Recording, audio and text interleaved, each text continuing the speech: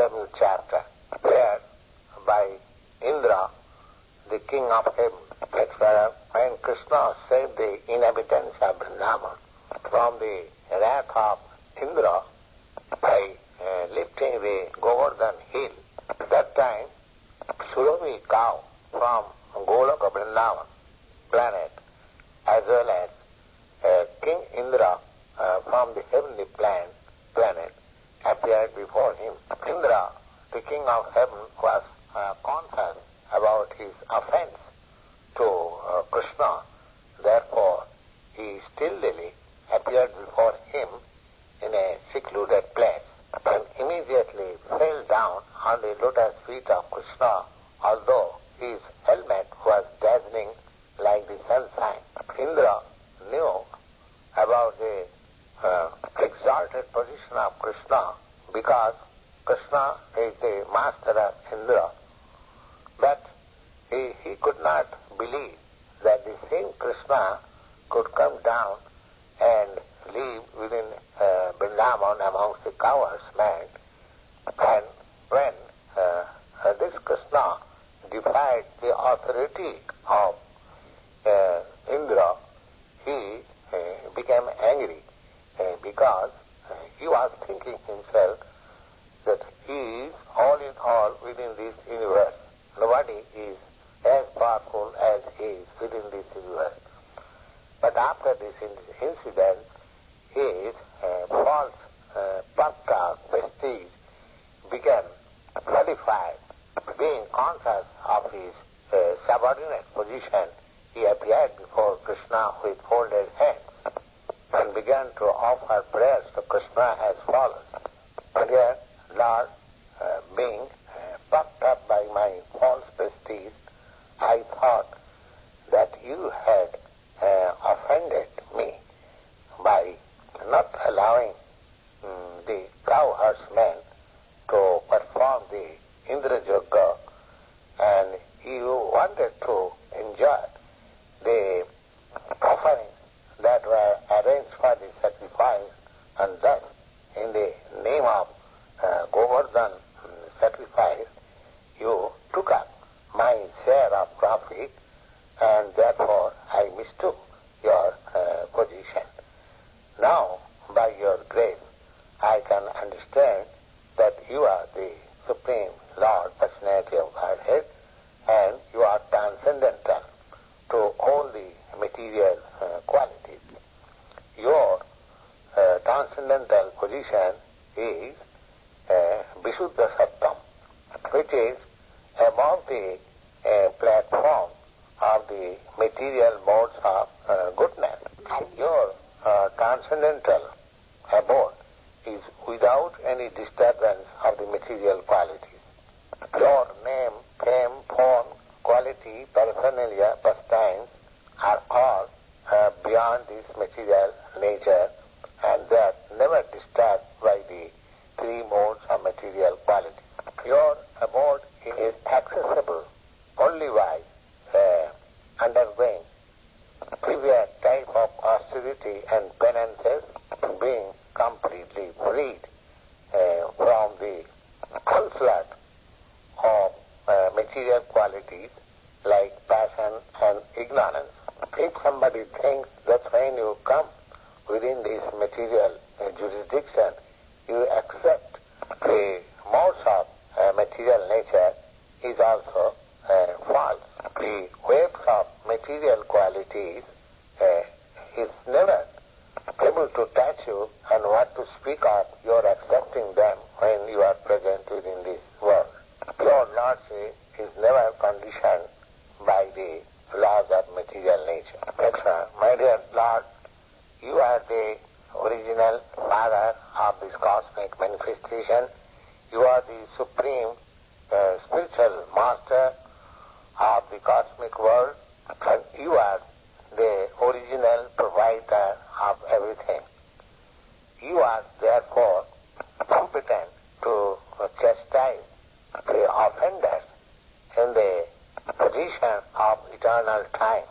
And within this material world, there are many fools like me who consider that themselves as the Supreme Lord or the all in all within this universe.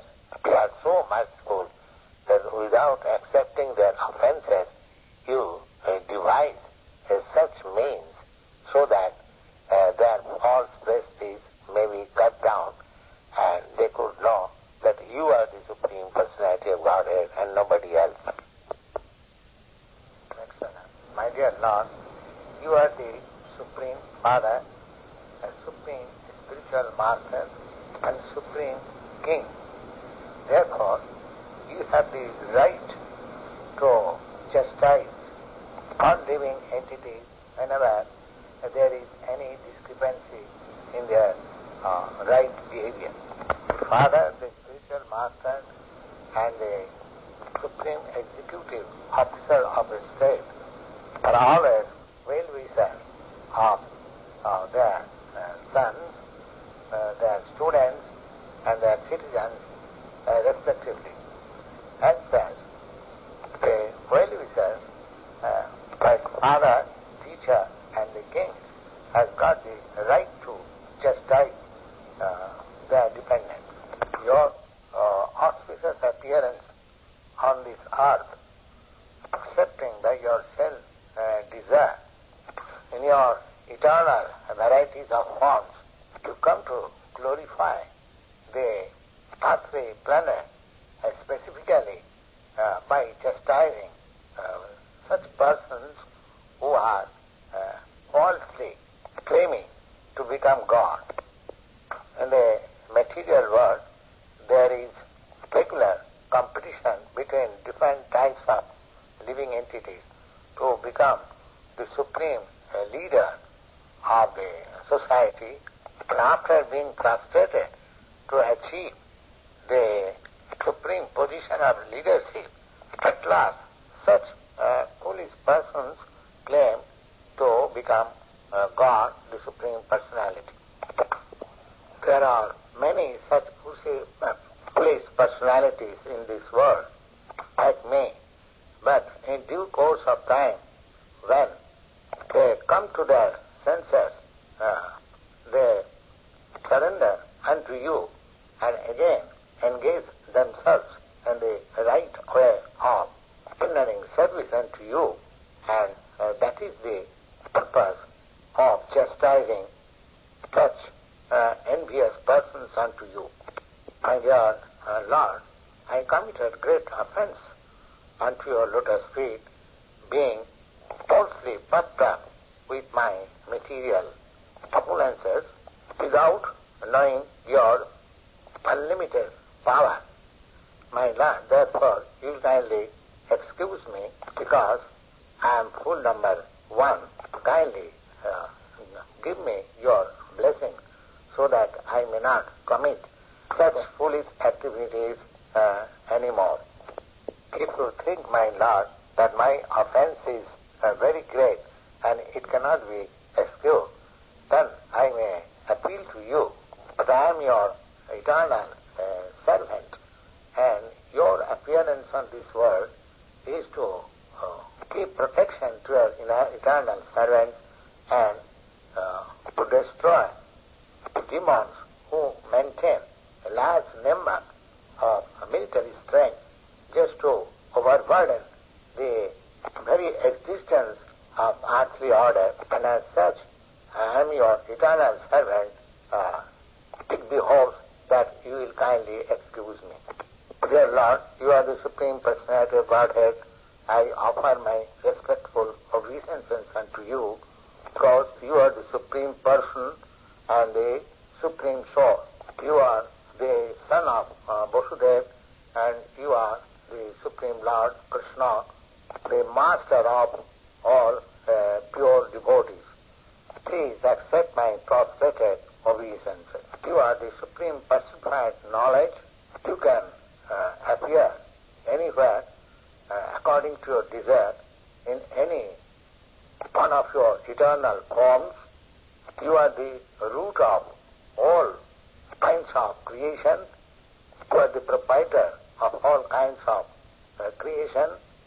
You are the Supreme Soul of all living entities.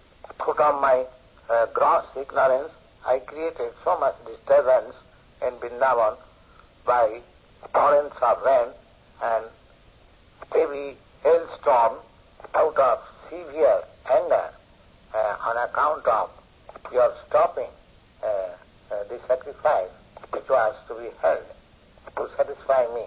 But, my dear Lord, you are so kind upon me that you have nullified all my unnecessary claims, and thus you have bestowed your mercy upon me by destroying all my false prestige. I therefore take shelter unto your lotus feet, my dear Lord, who is not only the supreme controller but also the spiritual master of all living entities.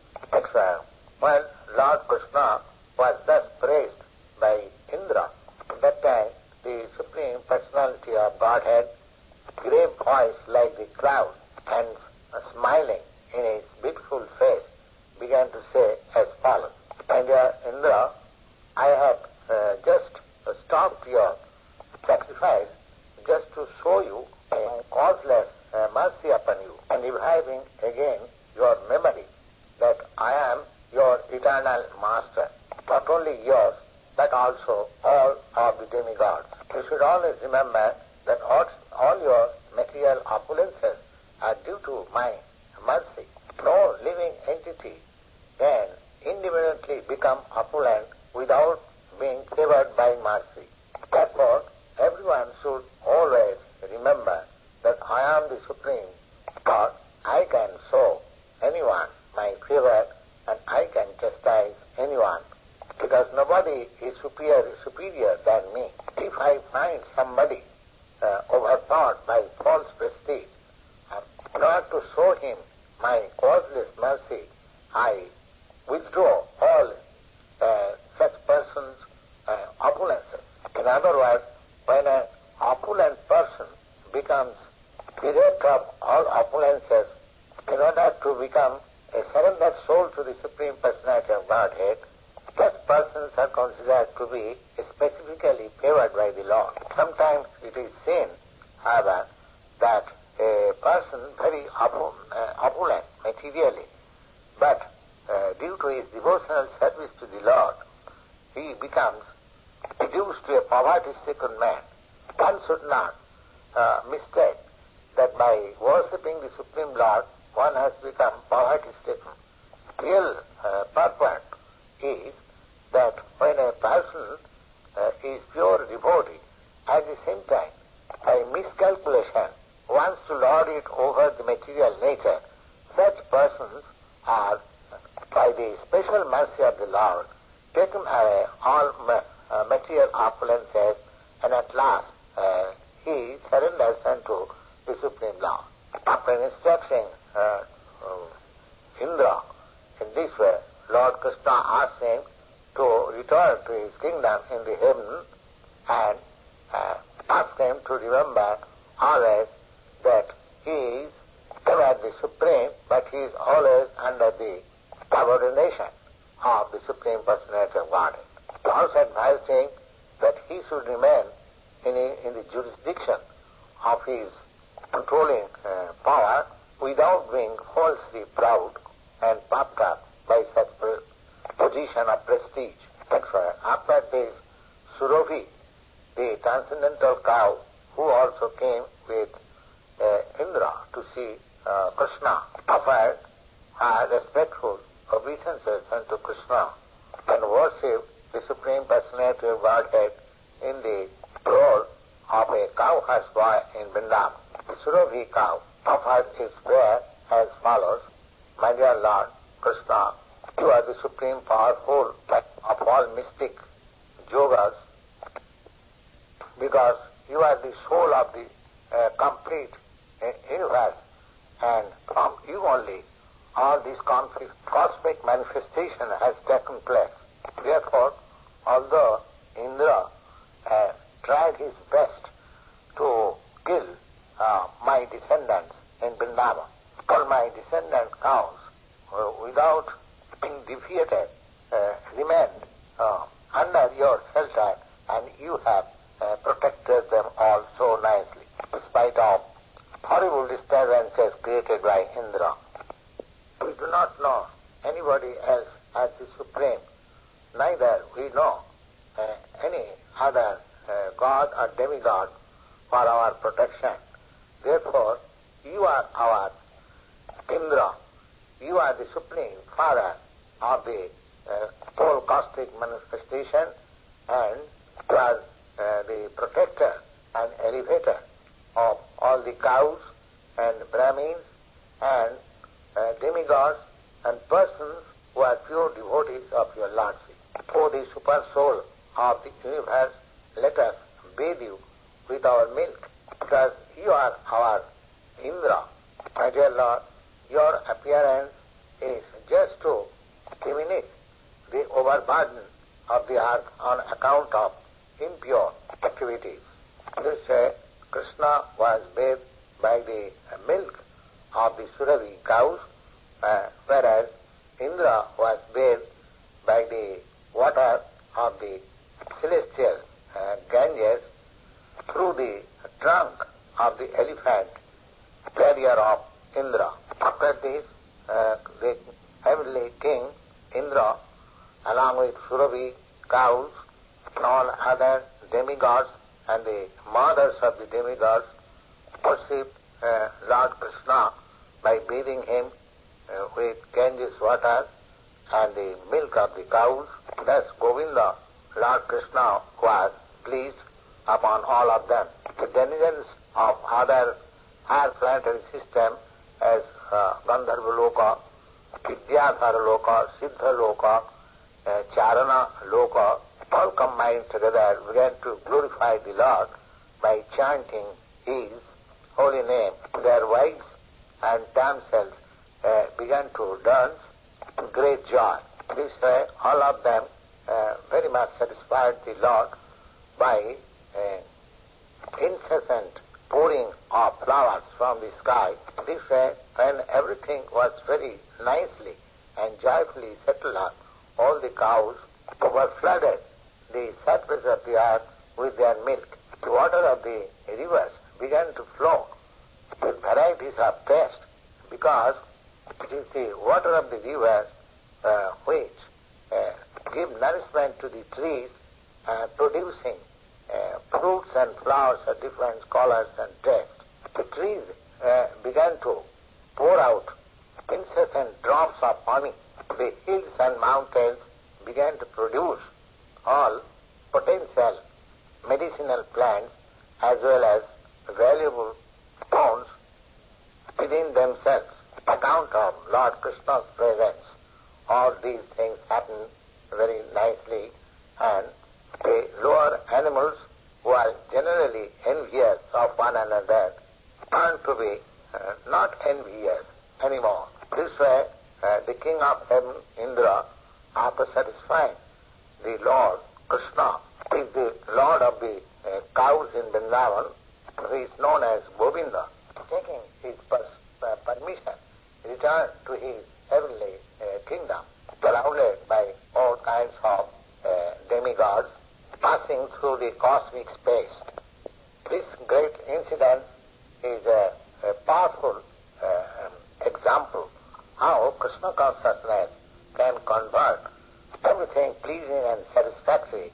Even the lower animals forget their envious nature, become elevated to the quality of the demigod. Thus ends the Bhaktivedanta purport of the 27th chapter in the matter of prayers by Indra, the king of heaven.